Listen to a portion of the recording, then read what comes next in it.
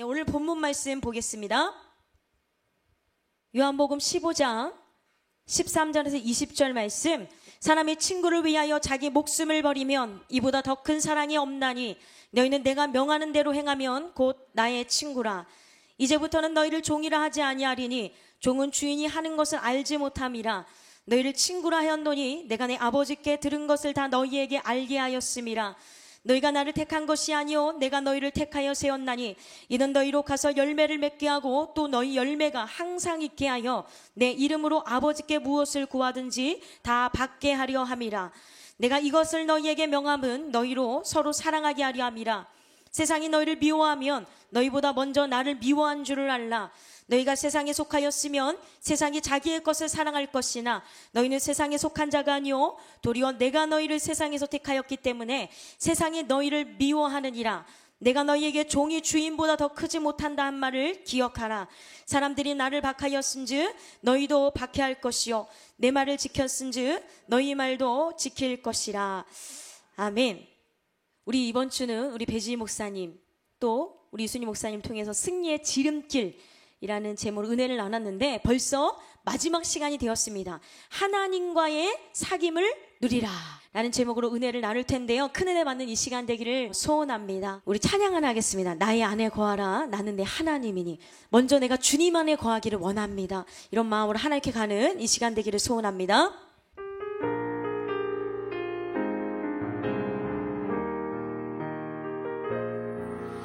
나의 안에 거하라 나는 내 하나님이니.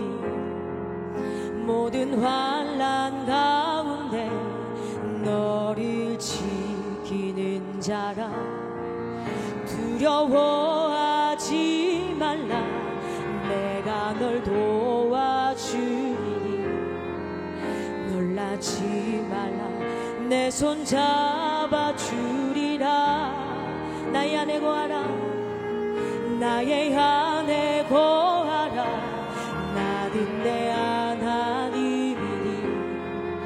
모든 환난 가운데 너를 지키는 자라. 두려워하지 말라 내가 널 도와주리니. 놀라지 마라 내 손 잡아주리라. 내가 너를 지명하여 불렀나니 너는 내 것이라. 내 것이라 너의 하나님이라. 내가 너를 보배롭고 존귀하게 여기노라. 너를 사랑하는 내 여호와라. 내가 너를 지명하여 불렀나니 내가 너를 지명하여 불렀나니 너는 내 것이라. 내 것이라 너의 하나님이라. 내가 너를 보배롭고 존귀하게 여기노라. 너를 사랑하는 내 여호와라. 너를 사랑하는 내 여호와라. 네, 할렐루야. 이 시간 이런 음성을 듣기를 소원합니다. 1800년대 후반 영국이 사회 변혁에 따른 몸살을 앓고 있었을 때 이 민중에게 등불과 같은 존재가 있었습니다. 그는요 어떤 사람이냐면요 작가였고요 성공의 사자였던 찰스 킹슬리라는 사람이었습니다. 그는 나라가 어지러운 중에도 항상 희망을 얘기했습니다. 사람들로부터 존경을 받으며 아름다운 인생을 살았던 그는 주위에서 인생을 아름답고 가치 있게 살 수 있는 비결이 무엇입니까? 라는 질문을 받을 때마다 미소를 지으면서 이렇게 대답했습니다. 사람은 친구의 영향을 받게 되죠. 내게 귀한 친구가 있는데 그분은 예수 그리스도십니다. 친구를 만나는 거, 내가 누구를 만나냐에 따라 내 인생이 변화되는데요. 이 사람은 내 친구는 바로 예수 그리스도다 라고 고백을 했다라는 것이죠.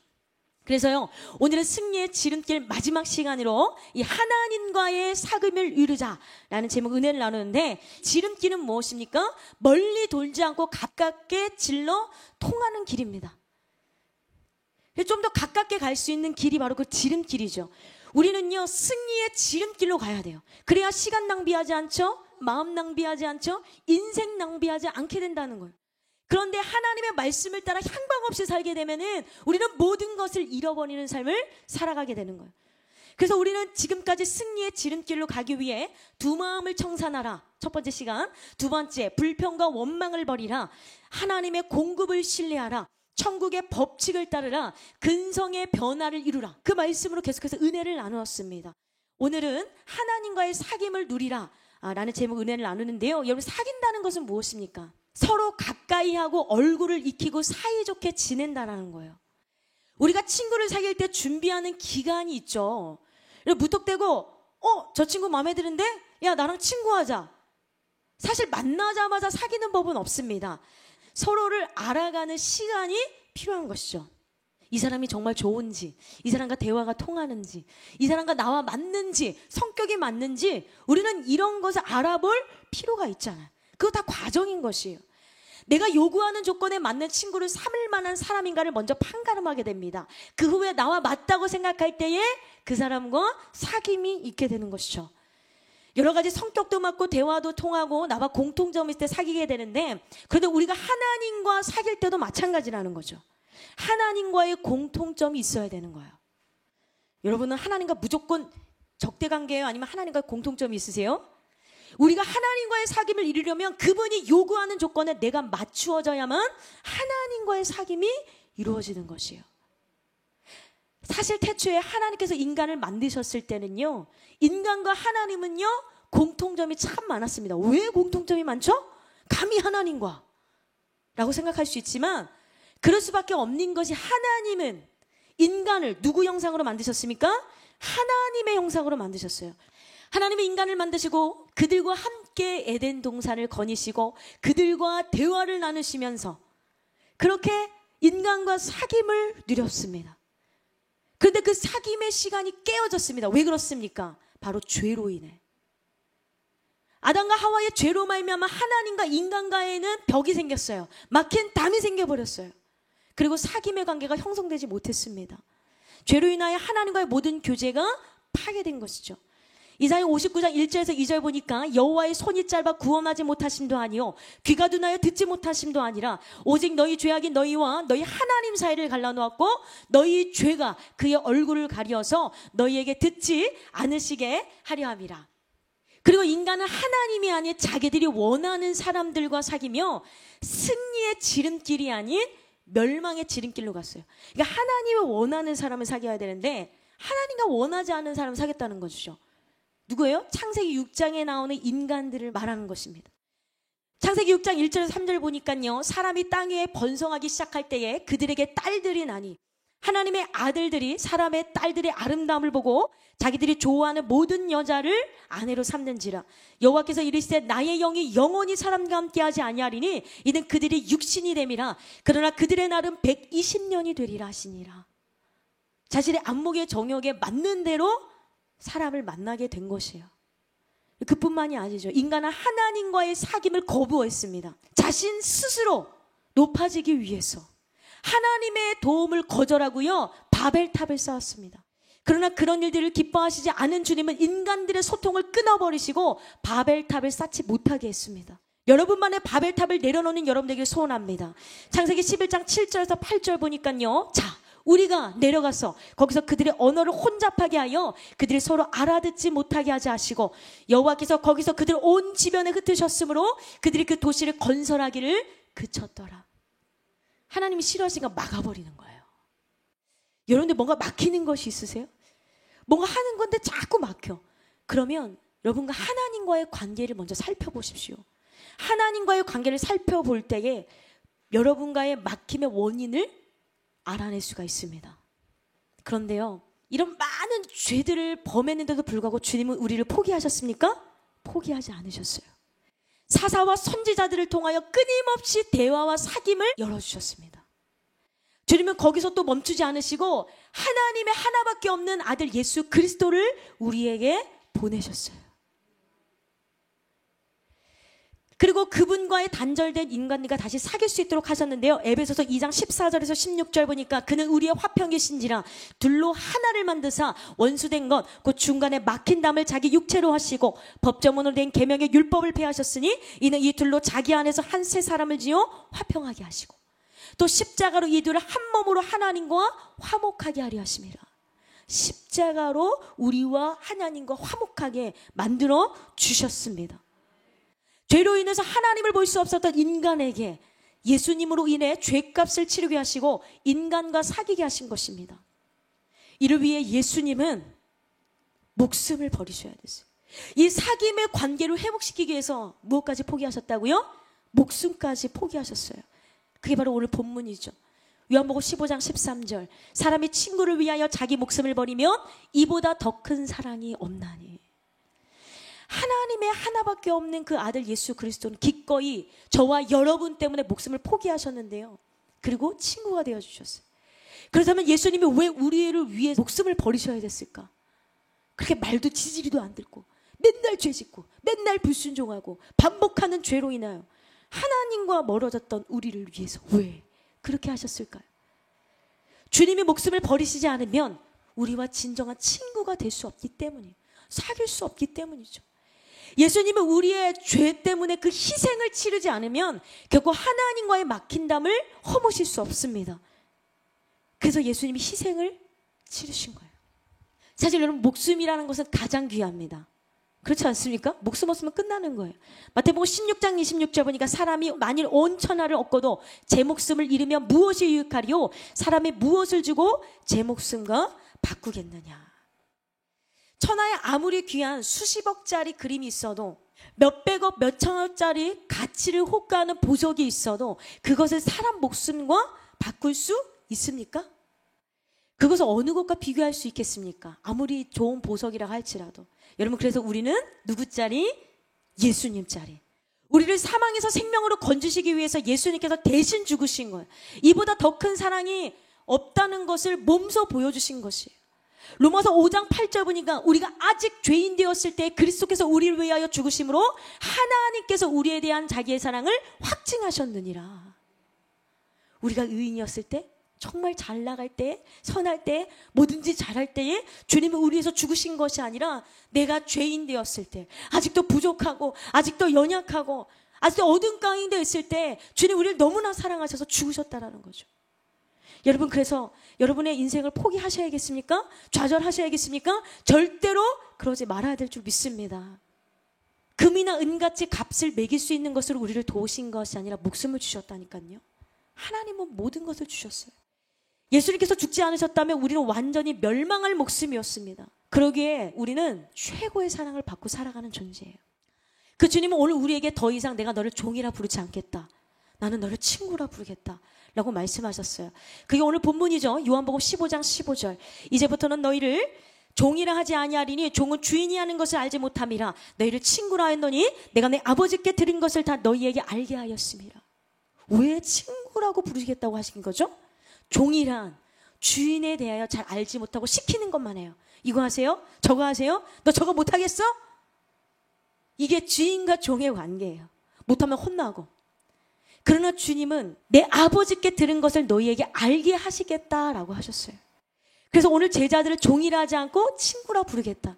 내 비밀을 내가 너한테 얘기해 줄게. 내가 계획한 것이 있는데 너 내 친구잖아. 내가 너한테 얘기해 줄게. 여러분 부모님한테 얘기 못하는 것도 누구한테 말합니까? 친구에게 말하는 것이에요. 그래서 이제부터는 종이라 하지 않겠다라는 표현이 있는데 이 표현은 무엇입니까? 예수님께서 과거에 그들을 노예처럼 여겼다는 것이 아니라 과거에는 제자들에게 하나님의 뜻을 명백히 알리지 않으셨다는 거예요. 그러나 이제는 주님의 모든 뜻과 계획을 공유하는 위치가 되었다는 거예요. 그럴 만한 자격이 있어서가 아니라 바로 하나님의 은혜입니다. 사실 종이라는 의미에는요 2가지가 있습니다. 우리는요 누구의 종이었습니까? 하나님의 종이 아니라 원래는 누구였어요? 죄의 종이었죠. 죄가 끌고 다니는 대로 살았어요. 죄가 여기 가라면 저기 가고 여기 가라면 또 저기 가고 죄가 이끄는 대로 살았습니다. 죄가 시키는 대로 하며 살아왔습니다. 그렇기에 죄의 노예였죠.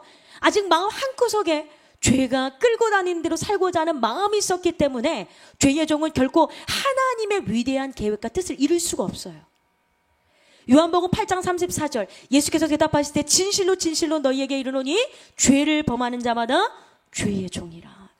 두 번째, 이 종이라는 의미는요, 비인격적인 관계를 말하는 것이에요. 그러나 종이 아닌 친구가 되면 비인격적인 관계가 아니라 인격적인 관계를 이루는 거예요. 여러분, 하나님과 인격적인 만남이 있으셔야 합니다. 그냥 교회만 왔다 갔다 한다고 해서 변화되는 것이 아니에요. 하나님과의 만남과 경험이 있어야 우리는 변화되는 줄로 믿습니다. 하나님과의 인격적인 관계를 맺은, 예수님과 인격적인 관계를 맺은 우리는요, 어떻게 됩니까? 주님의 괴로움도 기쁨도 슬픔도 나눌 수 있는 존재가 되는 것이죠. 주님과 가장 편안한 사이가 되는 것이에요. 그런데 주님은 이렇게 제자들에게 친구라고 불러주셨어요. 그런데 당시에 아직 예수님의 제자들은요, 영적인 깨달음이 없었어요.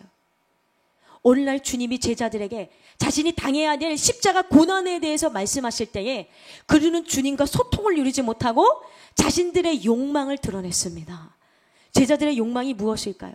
마가복음 10장 35절에서 37절 보니까 세베대의 아들 야고보와 요한이 주께 나와 여짜오되 선생님이여 무엇이든지 우리가 구하는 바를 우리에게 하여 주기를 원하옵나이다.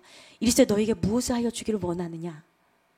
여짜오되 주의 영광 중에서 우리를 하나는 주의 우편에 하나는 좌편에 앉게 하여 주옵소서. 우리는요, 이 욕망을 버리지 못하면, 나의 자아를 내려놓지 못하면 예수님의 제자들과 똑같은 생각을 범할 수 있어요. 그래서 우리 교회는 어떤 교회입니까? 영혼의 샘은 어떤 곳입니까? 날마다 죽어라. 어제 우리 말씀을 통해서 자아를 내려놓고 죽는 시간이었죠. 그런데 어제 죽었으니까 오늘은 안 죽느냐? 그것이 아니라 오늘도 예수 안에서 죽어야 된다는 것이에요. 그래야 예수로 살아갈 수 있습니다. 그래서 우리는 누군가와 사귐을 지속하기 위해서는요, 노력이 필요해요. 가만히 있는다고 해서 그 사귐의 관계가 이루어지는 것은 아닙니다. 이와 마찬가지로 우리가 교회를 다닌다고 해서 다 주님과 사귐의 관계를 누리는 것인가요? 아니더라고요. 주님과 관계를 이루기 위해서는 노력이 필요한데 그것은 무엇입니까? 첫째, 성령님을 만나 주님과의 친밀함을 이루어야 합니다.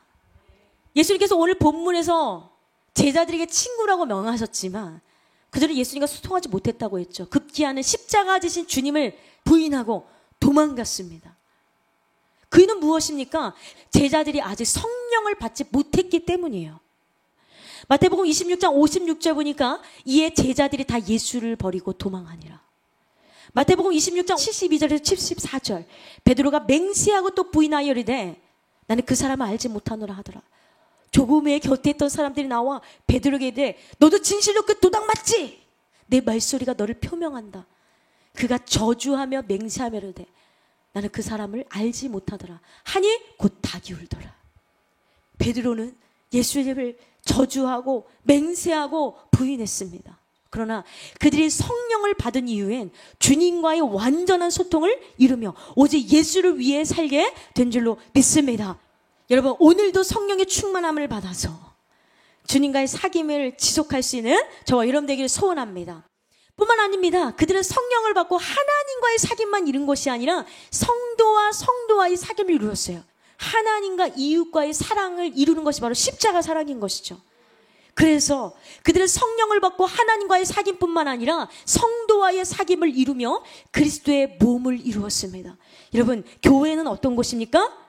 주님의 몸 된 곳입니다. 주님의 몸이기 때문에 누군가가 아프면 내가 아픈 것이에요. 그래서 여러분, 우리는요, 그것을 깨닫고요, 모두를 사랑해야 될 줄로 믿습니다. 주님과의 사귐을 이루기 위해서는요, 이웃과의 소통도 이루어져야 된다는 거예요. 성령을 받은 사람들의 특징이 있습니다. 그들이 사도의 가르침을 받아 서로 교제하고 떡을 떼며 오로지 기도하기를 힘쓰니라. 사람마다 두려워하는데 사도들로 말미암아 기사와 표적이 많이 나타나니 믿는 사람이 다 함께해서 모든 물건을 서로 통용하고 또 재산과 소유를 팔아 각 사람의 필요를 따라 나눠주며 날마다 마음을 같이하여 성전에 모이기를 힘쓰고 집에서 떡을 떼며 기쁨과 순전한 마음으로 음식을 먹고 하나님을 찬미하며 또 온 백성에게 칭송을 받으니 주께서 구원받는 사람을 날마다 더하게 하시니라. 성령을 받으니까요. 하나님과의 관계뿐만 아니라 이웃과 교제하게 되고 떡을 떼게 되고 서로 필요가 있으면 서로의 필요를 채워주고 이게 우리 교회 아닙니까? 우리 백성교회가 이런 것이 아닙니까? 서로 나눠주고 사랑하는 거.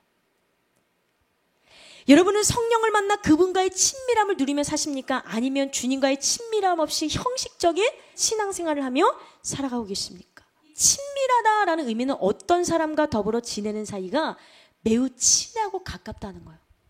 시편 25편 14절 보니까 여호와의 친밀하심이 그를 경외하는 자들에게 있으며 그의 언약을 그들에게 보이심이로다. 여러분 하나님과의 친밀함을 이루셔야 돼요. 그냥 형식적으로 막 예배드리고 기도하는 것이 아니에요.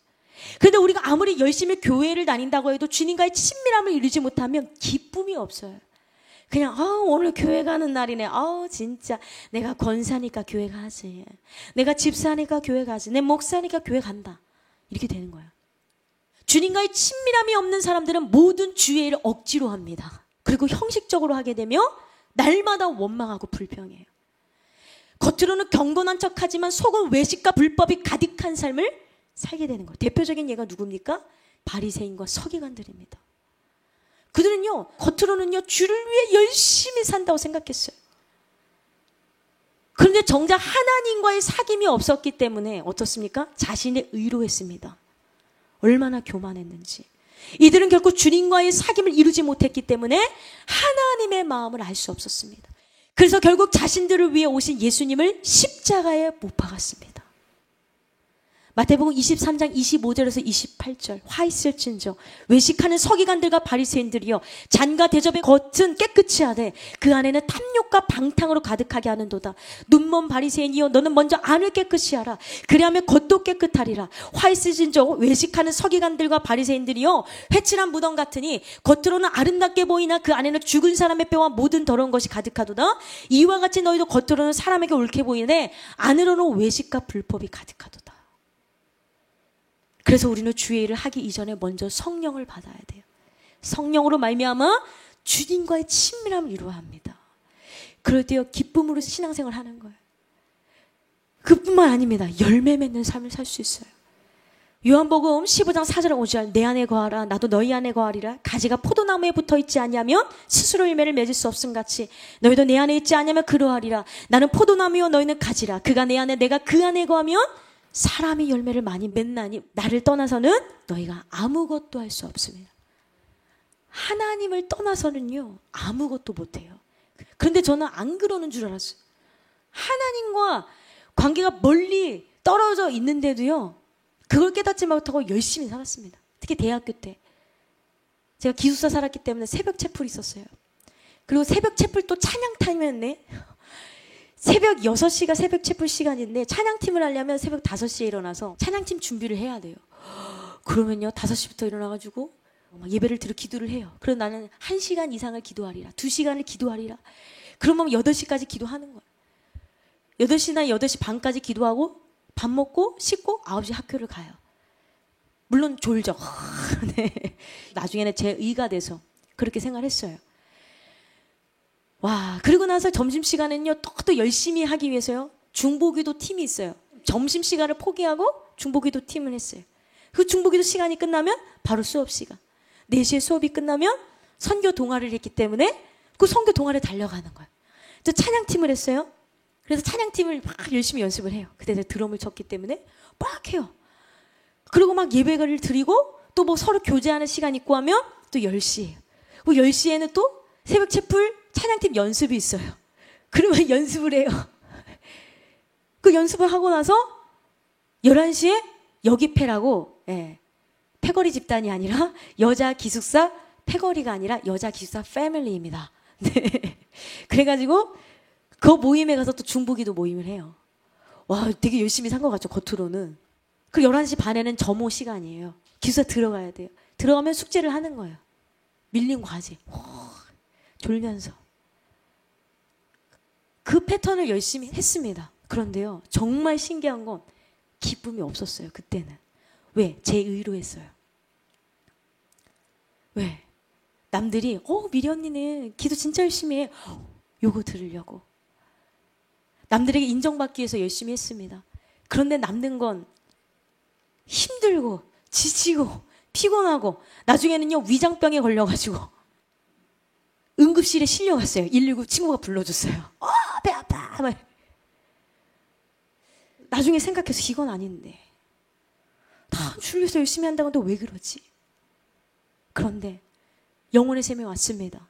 영혼의 샘에 와서 이순희 목사님 통해서 들은 말씀, 나는 지금까지 바리새인과 같이 겉과 속에 다른 삶을 살았구나, 남에게 인정받으면서 나의 의로 살았구나, 그것을 깨달았습니다. 그걸 내려놓으라는 거예요. 그걸 내려놓는 게 너무 힘들었어요. 왜? 자존심이 상하는 거예요. 나 그렇게 산 것 같지 않은데. 그런데 나의 자존심을 내려놓고 나의 의로 했다라는 것을 인정하고 하나님 앞에 나아가니까 그때부터 하나님을 예배하는 삶이 기쁨으로 하게 되고요. 봉사하는 것이 기쁨으로 하게 되고요. 저는 인천에서 서울에서 기쁨으로 대구에 온 줄 믿습니다. 매주 막 왔다 갔다. 여러분, 오늘 그런 삶이 되지 않는다면 다시금 우리의 의를 내려놓고 하나님과의 사귐을 이룰 수 있는 저와 여러분 되기를 소원합니다. 또한 주님과의 사귐을 지속하기 위해서 두 번째, 예수님의 명령을 따라야 되는 거예요. 오늘 본문 14절, 너희는 내가 명하는 대로 행하면 나의 친구라. 하나님과의 진정한 교제는 주님의 명하신 대로 행할 때 일어날 수 있습니다. 즉 순종하는 것입니다. 이 말씀을 다시 번역하면, 만일 너희가 내가 너희에게 명령을 내리는 것을 무엇이든 계속 행하면 이라는 말로 풀 수 있습니다. 계속적으로 하나님께 신실하게 순종하는 자가 되어 하나님의 친구가 되라는 거죠. 우리는 끝까지 신실한 자가 되어야 됩니다. 도중 하차, 도중 포기, 힘들면 애따 모르겠다가 아니라 힘들고 어려워도 끝까지 신실하게 한결같이 변함없이 하나님께 나아가는 저와 여러분들에게 소원합니다. 계속적으로 하나님께 신실하게 순종하는 자가 하나님의 친구가 된다는 것인데요. 그러나 예수님을 사랑한다고 하면서 예수님의 계명을 지키지 않고 하나님의 뜻대로 살아가려고 하지 않는 자는 예수님의 친구라 할 수 있습니까? 자신이 하고 싶은 대로 하고 하나님을 마치 자신의 반창고처럼 붙였다, 떼었다, 내가 필요할 때 붙이고 필요 없을 때 떼었다 하는 사람은 예수님의 참된 친구가 될 수 없습니다. 자신이 필요하고 아쉬울 때만 순종하는 것, 그런 자들이 아니라 지속적인 순종을 하는 자들이 바로 예수님의 친구가 될 수 있어요. 그런데 이 지속적인 순종은 억지로 할 수 있는 것이 아닙니다. 자발적인 사랑으로만 할 수 있는 거예요. 주님이 주신 사랑을 그대로 실천하고자 하는 자, 하나님을 마음과 뜻을 다하여 사랑하는 자가 계명을 지키며 살아가는 자예요. 요한복음 15장 12절, 내 계명은 곧 내가 너희를 사랑한 것 같이 너희도 서로 사랑하라 하는 이것이니라. 여러분, 하나님께서 첫 번째로 순종하기 원하시는 건 첫째, 하나님을 사랑하는 것이고, 두 번째 누구를 사랑하는 거예요? 이웃을 사랑하는 거예요. 그게 순종의 기본이라는 것이죠. 주님은 우리를 사랑하신 것 같이 서로 사랑하라는 거예요. 여러분, 주님이 도저히 용서받을 수 없는 나를 용서하셨잖아요. 여러분, 나 자신을 살펴보세요.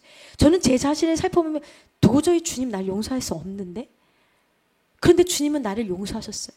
그런 연약함을 발견했다면, 여러분, 그 사랑을 받았다면, 그 사랑을 깨달았다면, 나도 그 사람 참 부족하고 연약하고 참 못됐지만 우리도 사랑할 수 있지 않겠습니까? 왜냐하면 주님 우리를 사랑하셨기 때문이죠. 요한일서 4장 7절에서 8절 보니까, 사랑하는 자들아 우리가 서로 사랑하자. 사랑은 하나님께 속한 것이니 사랑하는 자마다 하나님으로부터 나서 하나님을 알고, 사랑하지 아니하는 자는 하나님을 알지 못하나니 이는 하나님은 사랑이십니다. 여러분, 진짜 친구는 어떻습니까? 변하지 않아요. 지속적으로 뜨겁게 사랑하는 것, 하나님이 원하시는 건 바로 그거예요. 좀 부족하고 좀 연약해도 끝까지 가는 거. 하나님을 사랑하고 이웃을 사랑하는 것인데요. 그런데 주님의 친구라고 하면서 형제를 미워하는 것, 그것은 주님과의 친구와의 사귐이 있지 않다라고 말했죠. 요한일서 1장 6절, 만일 우리가 하나님과 사귐이 있다 하고 어둠에 행하며 거짓말을 하고 진리를 행하지 아니함이거니와.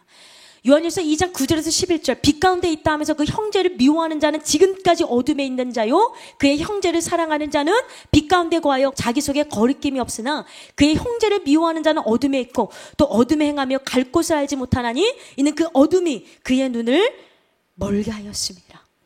우리 서로 사랑하는 저와 여러분들에게 소원합니다. 세 번째, 이 하나님과의 사귐을 이루기 위해서는 끝까지 신실한 자가 되어야 되는데요. 런던 타임즈가 친구의 정의에 대해서 모집한 적이 있었습니다. 그때 1, 2, 3등이 뽑혔어요. 3등은 무엇일까요? 내가 기쁜 마음을 가지고 만나면 기쁨이 배가 되고 고통스러울 때 만나면 고통이 반으로 감해지는 사람이 친구다. 2등, 너무 괴로워서 아무 말도 하지 못하고 침묵할 때 그 말 없는 말을 이해해 주는 사람. 그런데 1등은 무엇입니까? 1등의 정의는 온 세상과 모든 사람이 다 나를 버릴 때 그때 찾아와 주는 사람. 그게 바로 진짜 친구예요. 친구 사랑을요, 헬라어로 필레오라고 말합니다. 이 서로를 위해서 희생할 수 있는 암묵적인 언약적인 관계가 바로 필레오입니다. 예수님은 우리가 순종할 때 그의 계명을 따라 사는 자에게 신실한 필레오의 관계를 허락하셨습니다. 아브라함, 요셉, 다윗, 다니엘, 이런 사람들 보세요. 그들은 하나님과의 필레오를 잘 지켰던 사람들입니다. 그들은 어떤 상황 가운데서도 하나님을 떠날 생각을 조금도 하지 않았어요. 힘들고 어려울수록 하나님께 아뢰었고 하나님의 언약을 끝까지 신실하게 신뢰했던 사람들이었습니다. 그렇게 하여 주님께 약속을 받았어요. 그리고 그 약속을 지켜줬습니다. 아브라함도 그랬죠. 초대교회 교인들을 생각해 보십시오. 초대교회 교인들은요, 신실하게 주님을 따라갔고 주님 가신 길을 따라 최고의 사랑을 우리에게 보여주었어요. 여러분, 초대교회 성도와 같은 여러분이 될 수 있기를 소원합니다. 그렇습니다. 예수님이 부탁하신 그 사랑의 명령을 신실하게 끝까지 지키는 자, 그 사람은 예수님의 진짜 친구입니다. 그런데 사실 인간들은 너무나 간사합니다. 죄악에 물들어 있어요. 그래서 업앤다운도 심하고요. 막 이랬다 저랬다도 심하죠. 하나님 앞에서 신실하게 살아간다는 것 자체가 사실은요, 어렵습니다. 그런데 이 영혼의 샘 365일 예배를 드리니까 그 업앤다운의 간격이 점점 줄어드는 거예요. 여러분, 그래서 예배의 힘이 참 큽니다. 예배를 드림으로 말미암아 여러분 끝까지 주님을 배신하지 않는 여러분 되기를 소원합니다. 여러분, 구약에 보면은 이 친구와의 관계가 굉장히 잘 표현된 부분이 있습니다. 그것은 바로 다윗과 요나단입니다. 그들은요, 정말 신실한 친구였습니다. 사실 이 둘은 친구 관계가 될 수 있습니까? 될 수 없어요.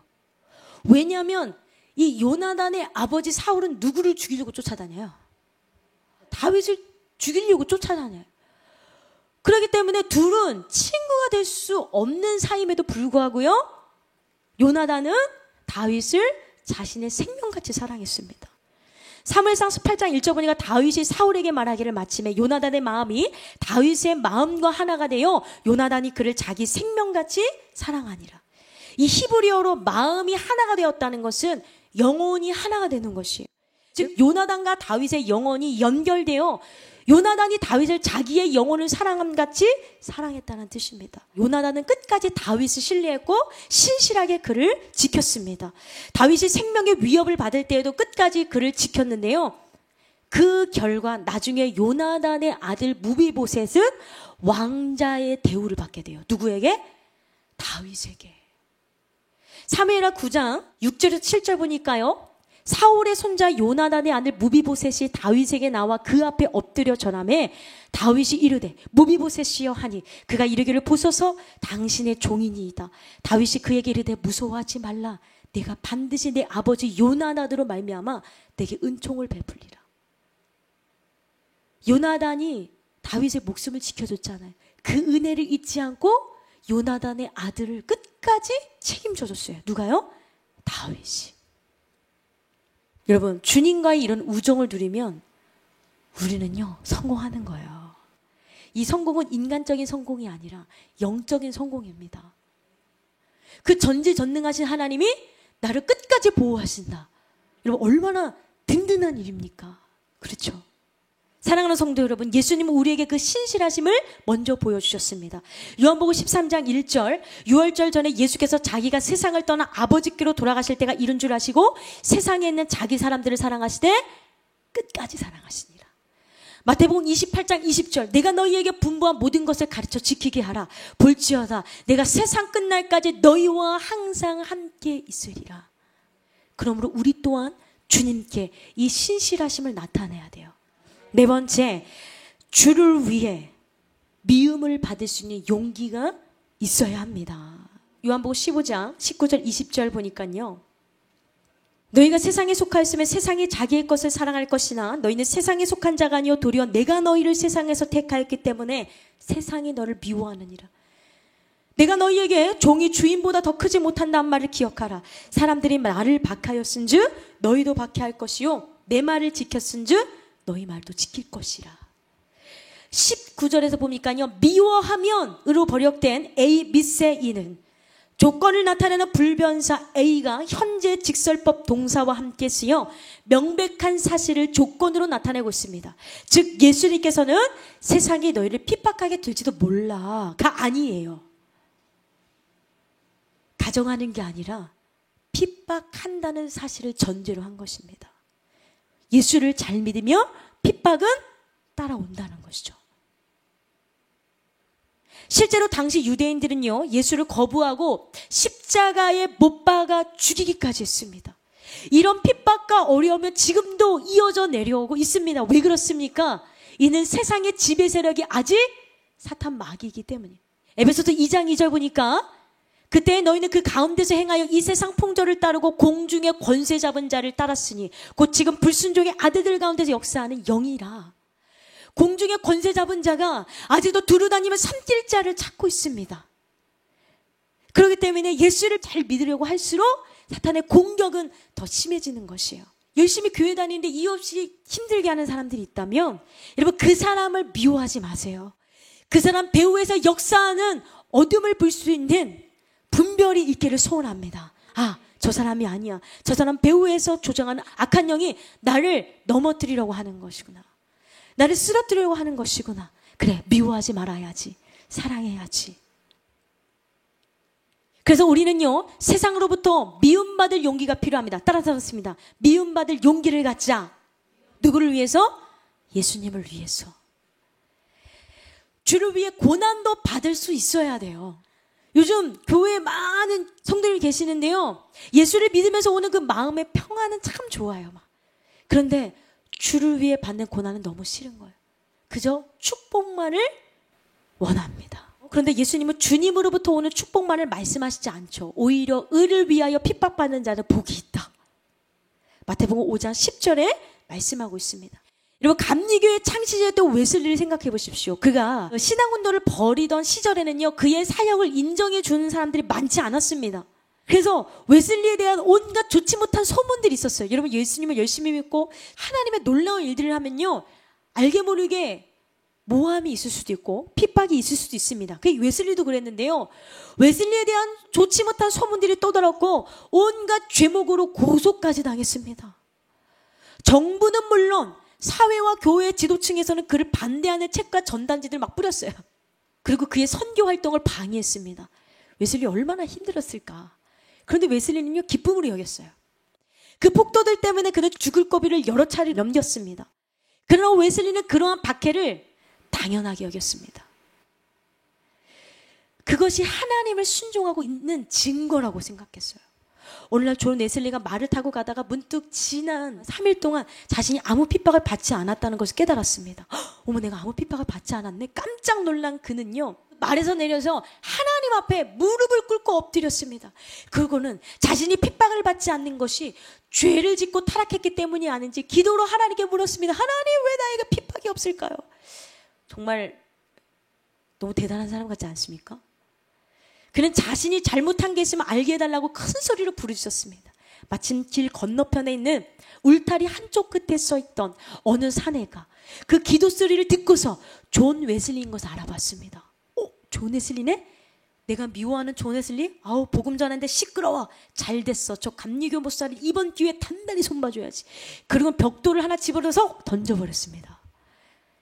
근데 너무나 다행히 이 돌이요 웨슬리 딱 맞은 게 아니라 스쳐 지나갔어요.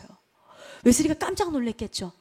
그런데요 웨슬리는요 화를 낸 게 아니라 하나님 앞에 기쁨으로 기도하기 시작합니다.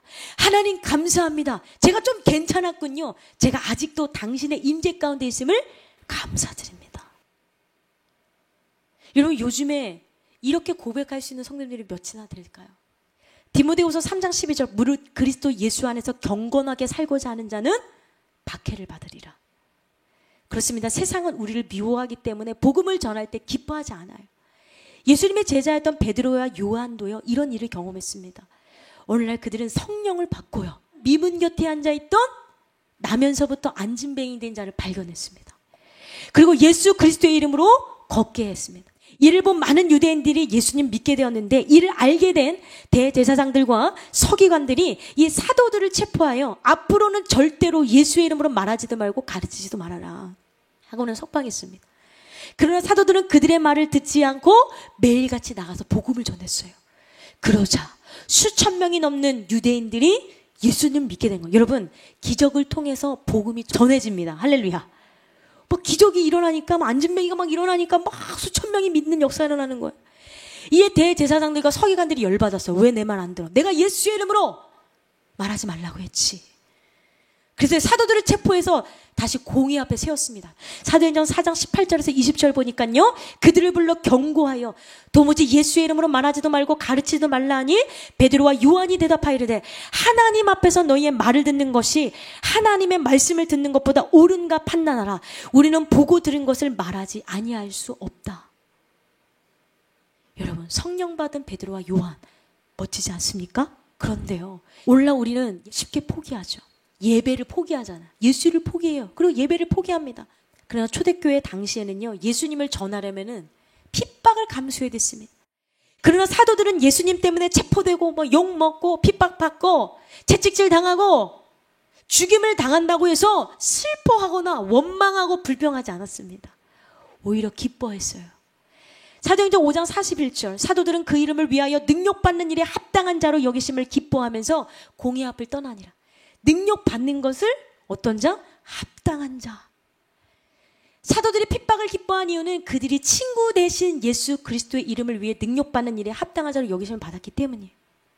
그 주님과의 그 관계를, 주님과의 그 사랑과 우정을 포기하지 않는 것이죠. 왜 그렇습니까? 우리가 살아가는 이 땅은 제한되어 있지만 우리가 영원한 나라에서 예수님을 만나야 하기 때문이죠. 그 영원한 하나님의 나라에서 하나님의 상급을 누리며 영원토록 행복하게 살기 위해서는 지금 조금 힘들고 어려워도 포기하지 말아야 한다는 것입니다. 사도들은요, 참 지혜로웠습니다. 베드로전서 4장 12절, 사랑하는 자들아 너희를 연단하려고 오는 불시험을 이상한 일 당하는 것 같이 이상히 여기지 말고 라고 말씀하고 있죠. 여러분 또한 이런 용기가 있으시기를 소원합니다. 다섯 번째, 때로는 주님과의 사귐의 관계를 지속하기 위해서 권면과 책망도 받을 수 있어야 합니다. 여러분, 책망 또한 사랑인 줄로 믿습니다. 잠언 27장 5절에서 6절, 면책은 숨은 사랑보다 나으니라. 친구의 아픈 책망은 충직으로 말미암는 것이나 원수의 잦은 입맞춤은 거짓에서 난 것이니라. 로마서 15장 14절, 내 형제들아 너희가 스스로 선함이 가득하고 모든 지식이 차서 능히 서로 권하는 자임을 나도 확신하노라. 그래서 진짜 친구는 나의 허물을 지적해 줄 수 있습니다. 진짜 친구 있으신가요? 면책은 숨은 사랑보다 낫다고 했습니다. 나의 허물을 보고도 침묵한다면 그는 나의 멸망을 기뻐하는 자입니다. 나는 나를 몰라요. 내 성격이 어떤지. 나는 참 괜찮은 사람이야 라고 생각했지만 다른 사람들 봤을 때 참 아닐 때가 많다는 거죠. 왜? 나는 나를 모르니까. 그러나 그를 가까이서 보는 친구라면 그의 허물이 잘 보이죠. 자신이 잘 보지 못하는 숨은 허물을 보게 할 줄 아는 사람이 참된 친구입니다. 그래서 우리는 책망할 줄 알아야 되는데, 그런데 여기 조심할 게 있어요. 책망과 정죄는 다르다는 것이. 어떤 사람 막 정죄하고 막 판단하고 막 그러면서 나는 책망하고 있습니다. 그런 사람이 있어요. 아니에요. 책망하는 것과 비난하는 것은 다릅니다. 여러분, 하나님과 원수 마귀의 차이도 그렇습니다. 하나님의 책망은 사랑의 책망이에요. 내가 너가 변화되기 원해. 돌아오기 원해. 근데 넌 잘못된 길을 가고 있어. 스톱! 거기 아니야. 그 사람 돌아오게 하는 것이 바로 예수님의 사랑의 책망입니다. 그러나 비난과 정죄는 참소의 행위입니다. 악한 년은 참소하는 자로서 우리를 정죄하고 판단합니다. 그러나 하나님은 우리를 회개하게 하셔서 십자가의 은혜로 인도하는 줄로 믿습니다. 계시록 3장 19절 보니까 물은 내가 사랑하는 자를 책망하여 징계하노니 그러므로 내가 열심을 내라. 회개하라. 우리 목사님께서 그렇게 때로는 사랑의 징계를 내리시는 이유는 영혼을 죽이는 자가 아니라 영혼을 살리는 자가 되게 하기 위해서라는 거예요. 그래서 때로는 아프고 고통스러워도 책망하시는 거예요. 여러분, 이 세상에 많은 목사님들이 계십니다. 이 세상에 많은 설교자들이 있습니다. 이 세상에 많은 사역자들과 교회가 있습니다. 그러나 정말 영혼을 하나님께로 인도하기 위해서는 우리는 훈련을 받아야 되는 거예요. 그거는 목사님들 뿐만 아닙니다. 성도님들도 마찬가지예요. 여러분, 하나님이 주신 여러분의 자녀들이 있지 않습니까? 그 자녀들 소중하잖아요. 여러분에게 맡겨주신 친구가 있고 남편이 있고 여러분에게 맡겨주신 친척이 있고 이웃이 있습니다. 그들을 하나님께로 인도하기 위해서는 내가 먼저 훈련돼서 바로 서야겠죠. 그래야 하나님 앞에 쓰임받고 영어를 인도할 수 있지 않겠습니까? 여러분, 그렇게 쓰임받는 여러분 되기를 소원합니다. 그래서요, 잘못된 책망은 우리에게 죄의식과 수치심을 주지만 올바른 책망은 사람을 변화시킵니다. 올바른 책망을 받게 되면 정결하게 되는 거예요. 골로새서 1장 21절에 22절, 전에 악한 행실로 멀리 떠나 마음으로 원수되었던 너희를 이제는 그의 육체의 죽음으로 말미암아 화목하게 하사 너희를 거룩하고 흠없고 책망할 것이 없는 자로 그 앞에 세우고자 하셨으니, 책망할 것이 없는 자, 흠도 없이 점도 없이 그런 사람을 만들기 위해서 하나님 때로는 우리에게 사랑의 징계를 하십니다. 하나님 우리를 성결하기 위해서 그렇게 우리를 책망하시는데요, 책망받을 일이 없는 존재로 세우기 위함입니다. 만일 잘못을 행하는데도 책망하지 않는다면 나중에 더 큰 책망을 받을 수가 있습니다. 잠언 6장 23절, 대저 명령은 등불이요 법은 빛이요 훈계의 책망은 곧 생명의 길이라. 바울이 베드로를 책망한 적이 있었습니다. 복음의 순수성을 잃어버리고 율법주의와 타협하는 모습을 보고 바울은 베드로를 책망했습니다. 사실 베드로가 원래는 바울보다 먼저 믿은 자였잖아요. 그리고 베드로는 먼저 사도된 자였어요. 그러나 바울은 하나님의 마음으로 잘못된 부분에 대해서 베드로에게 징계를 하는 거예요. 갈라디아서 2장 11절에서 14절 말씀에 게바가 안디옥에 이르렀을 때 책망받을 일이 있기로 내가 그를 대면하여 책망하였노라. 야고보에게서 온 어떤 이들이 이르기 전에 게바가 이방인과 함께 먹다가 그들이 오매 그가 할례자들을 두려워하여 떠나 물러가매 남은 유대인들도 그와 같이 외식함으로 바나바도 그들의 외식에 유혹되느니라. 그러므로 나는 그들이 복음의 진리를 따라 바르게 행하지 아니함을 보고 모든 자 앞에서 게바에게 이르되 내가 유대인으로서 이방인을 따르고 유대인답게 살지 아니하면서 어찌하여 억지로 이방인을 유다인답게 살게 하겠느냐 하였노라. 오늘 교회에서 무엇보다 필요한 것이 바로 이 책망입니다. 복음의 순수성을 지키기 위해 했던 책망, 외식하려는 자들에 대한 그 책망입니다. 이 책망은 교회를 정결케 하는 것이기에 그 무엇보다도 필요합니다. 여러분 인정하십니까? 여러분 그 훈련을 통해서 너무나 아름답게 빚어가고 있는 줄 믿습니다. 물론 사랑을 더 많이 해주시죠. 우리 하나님이. 목숨까지 주셨잖아요. 그렇습니다. 진짜 친구는 서로를 위해 권면해 줄 수 있는데요, 예수님이 우리의 친구가 되시기에 우리가 잘못된 길을 가면 책망하십니다. 왜냐하면 우리를 너무 사랑하시기 때문이죠. 히브리서 12장 7절에서 8절 보니까요, 너희가 참으면 징계를 받기 위함이라. 하나님이 아들과 같이 너희를 대우하시나니 어찌 아버지가 징계하지 않는 아들이 있으리요. 징계는 다 받는 것이거늘 너희에게 없으면 사생자요 친아들이 아니니라. 17세기 영국의 유명한 청교도 신학자 존 오웬이라는 사람이 있습니다. 그 사람이 이렇게 말했습니다. 징계의 가벼운 환난은 잠시 동안에 불과하기 때문에 징계는 복된 것이다 라고 했고요. 또 마틴 로이드 존스 목사는 하나님의 징계가 있다는 것은 하나님의 자녀가 된 증거다라고 했습니다. 그런데 사탄은요, 어떻게든 하나님과 우리의 사이를 이간질하여 하나님과의 사이를 깨트리려고 합니다. 그래서 징계를 받으려고 하면 사탄은 여러분에게 속삭이죠. 왜 하나님이 너 징계해? 야, 속상하지? 자존심 상하지? 이런 생각을 통해 사탄은 우리의 마음을 강팍하게 하고 우리를 완악하게 만들어 하나님을 대적하게 만드는 것이에요. 우리는 이러한 사탄의 속임수에 결코 넘어가서는 안 됩니다. 모든 부정적인 생각을 십자가에 못 박고 하나님의 징계 앞에 겸손히 나 자신을 내려놓고 잘못된 인생을 돌이키는 지혜로운 성도님 되시기를 소원합니다. 결론적으로 오늘 우리는 승리의 지름길 6번째 시간, 하나님과의 사귐을 누리라 라는 제목 은혜를 나누었습니다. 여러분, 사귄다는 것은 뭐라고 그랬죠? 서로 가까이 하고 얼굴을 익히고 사이좋게 지낸다라는 뜻이죠. 하나님의 형상으로 만들었던 인간은요, 어떻습니까? 하나님과의 공통점이 있었다고 했어요. 왜? 하나님의 형상으로 만들어졌기 때문에. 그래서 하나님과의 사귐을 이룰 수 있었어요. 그런데 죄로 말미암아 그 사귐의 관계가 파괴되어 버렸습니다. 그러나 하나님 우리를 포기하지 않으시고 그 아들 예수 그리스도를 우리에게 보내셨어요. 그리고 그분을 죽이시기까지 우리를 사랑하셨습니다. 그래서 우리는 그 주님의 사랑을 알아야 되는데요. 그런데 교회에 다닌다고 해서 다 사귐의 관계를 이루는 것은 아닙니다. 가만히 있어서는 안 됩니다. 그 사귐의 관계를 지속하기 위한 조건이 필요합니다. 첫 번째, 성령님을 만나 주님과의 친밀함을 이루어야 될 줄 믿습니다.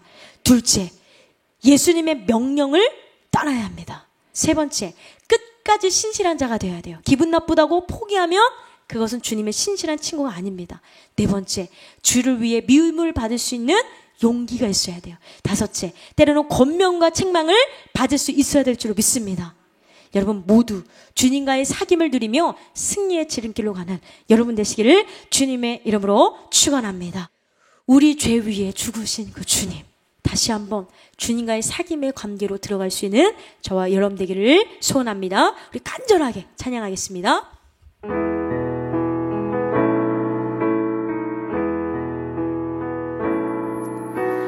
우리 죄 위에 죽으신 주,